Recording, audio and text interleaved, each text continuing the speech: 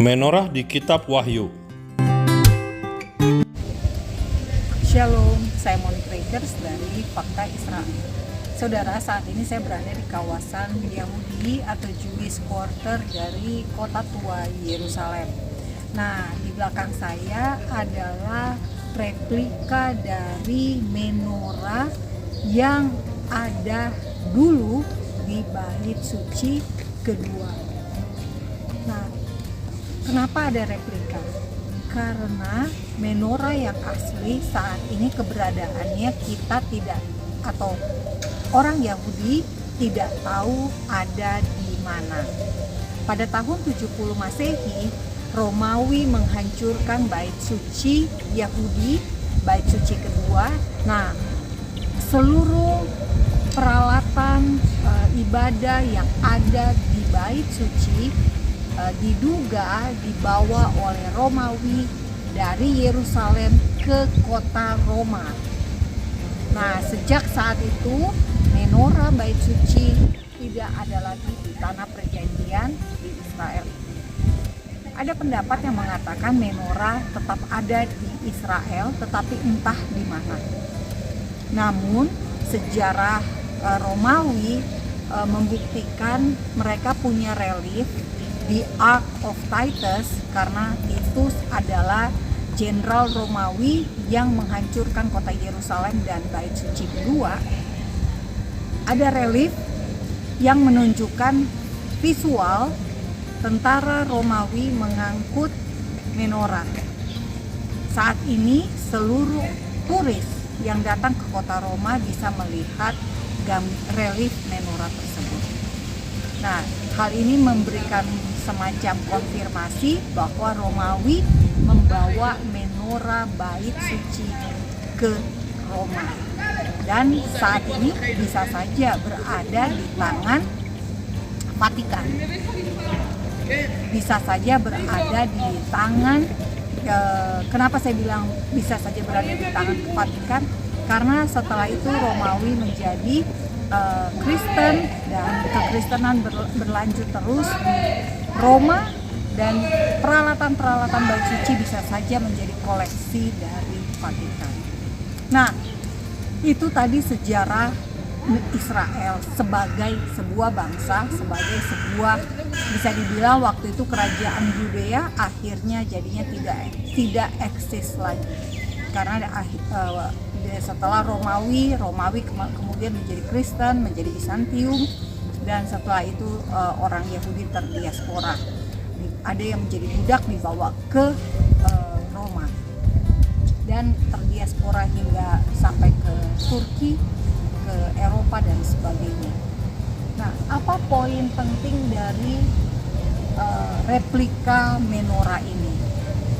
Orang Yahudi membuat ini dari keluarga Yahudi, ada yang mendonasikan emas sehingga bisa membuat replika menorah seperti yang ada di Bait Suci ini. Jika Anda pelajari, saudara, ide menorah berasal dari Tuhan sendiri. Hanya Tuhan yang memberikan instruksi secara spesifik kepada Nabi Musa apa yang harus dibentuk dalam sebuah menorah. Mari kita lihat ayatnya.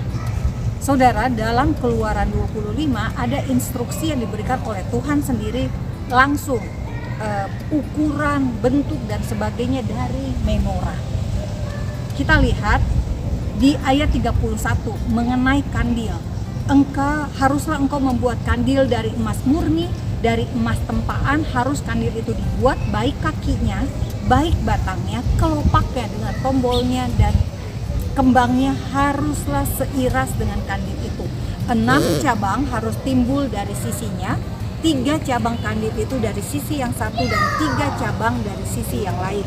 3 kelopak yang berupa bunga badam atau almond pada cabang yang satu dengan tombol dan kembangnya, dan 3 kelopak yang serupa pada cabang yang lain dengan tombol dan kembangnya. Demikian jugalah kau buat ke-6 cabang yang timbul dari kandil itu.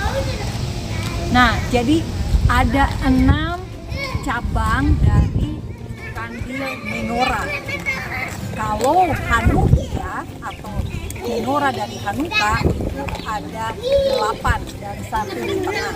Nah, saya lanjutkan baca dari Keluaran 25 ayat 31 sampai dengan 40 adalah instruksi tentang membuat menorah. Dikatakan begini di ayat 40. Dan ingatlah bahwa engkau membuat semuanya itu menurut contoh yang telah ditunjukkan kepadamu di atas gunung itu. Saudara, menorah adalah idenya Tuhan. Menorah adalah yang bisa benda yang paling mungkin Anda lihat yang merupakan idenya Tuhan. Jadi jika Anda ke Israel, jika Anda bisa, Anda sebaiknya membeli menorah untuk mengingatkan Anda bagaimana dulu Tuhan memerintahkan Nabi Musa membuat menorah. Saat itu dalam proses perjalanan keluar dari Mesir, Eksodus dari Mesir menuju tanah perjanjian. Nah, yang menarik kalau Anda baca menorah ternyata bukan hanya untuk orang Yahudi. Kenapa? Ternyata di kitab Wahyu ada tentang menorah. Menorah adalah lambang dari 7 gereja di akhir zaman. Mari kita lihat di Wahyu 1 ayat 10. Pada hari Tuhan aku dikuasai oleh roh dan aku mendengar dari belakangku suatu suara yang nyaring seperti bunyi sangkakala. Katanya, apa yang engkau lihat tuliskanlah di dalam sebuah kitab dan kirimkanlah kepada ketujuh jemaat ini. Ke Efesus, Smyrna, Pergamus, Tiatira, Sardis, Philadelphia, dan Laodikia. Lalu aku berpaling untuk melihat suara yang berbicara kepadaku. Dan setelah aku berpaling, tampaklah kepadaku 7 kaki lian dari emas. Perhatikan, menorah adalah idenya Tuhan. Dan menorah muncul kembali di kitab Wahyu sebagai lambang Yesus dan suara yang didengar oleh Yohanes ketika berada di Pulau Patmos dan mengalami penglihatan adalah suara Yesus. Tetapi yang ia lihat adalah menorah. Luar biasa bukan? Saya lanjut ke ayat 13. Dan di tengah-tengah kaki lian itu ada seorang serupa anak manusia berpakaian jubah yang panjangnya sampai di kaki.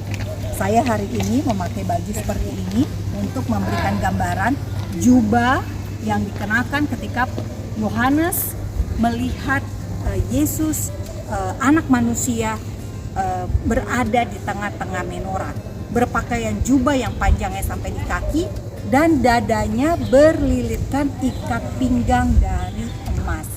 Anak manusia artinya berwujud seperti manusia. Kepala dan rambutnya putih bagaikan bulu yang putih merah dan matanya bagaikan nyala api. Kakinya mengkilap bagaikan tembaga membara di dalam perapian. Suaranya bagaikan desau air bah. Dan di tangan kanannya ia memegang 7 bintang dan dari mulutnya keluar 9 pedang tajam bermata 2 dan wajahnya bersinar-sinar bagaikan matahari yang terbit. Ketika aku melihat dia, tersungkurlah aku di depan kakinya sama seperti orang yang mati. Tetapi ia meletakkan tangan kanannya di atasku lalu berkata, janganlah takut, aku adalah yang awal dan yang akhir dan yang hidup. Aku telah mati, namun ingatlah aku hidup sampai selama-lamanya. Dan aku memegang segala kunci maut dan kerajaan maut. Karena itu, tuliskan apa yang telah kau lihat, baik yang terjadi sekarang maupun yang akan terjadi sesudah ini. Saudara, Yesus mengakui bahwa ia telah mati, namun kematian bukan hal terburuk. Sebab Yesus sampai sekarang masih hidup dan ia akan menyediakan buat kita yang percaya kepadanya kehidupan yang kekal. Jadi pastikan sekarang Anda betul-betul mengenal Alkitab Anda dengan benar, sehingga Anda betul-betul bisa punya dasar iman yang teguh, punya dasar keyakinan pada Tuhan Yesus, dan punya keyakinan akan kebenaran yang sumbernya dari Alkitab. Nah, sekarang menorah yang ada di belakang saya ini punya keterkaitan khususnya juga dengan orang Kristen. Dan Bapak Ibu semua, saudara-saudara sekalian, menorah adalah simbol yang digunakan oleh pemerintah Israel. Sampai jumpa pada liputan lain dari Yerusalem bersama kami, Fakta Israel. Salam damai dari saya, dari Diri Reuters, dari Yerusalem di kawasan Yahudi.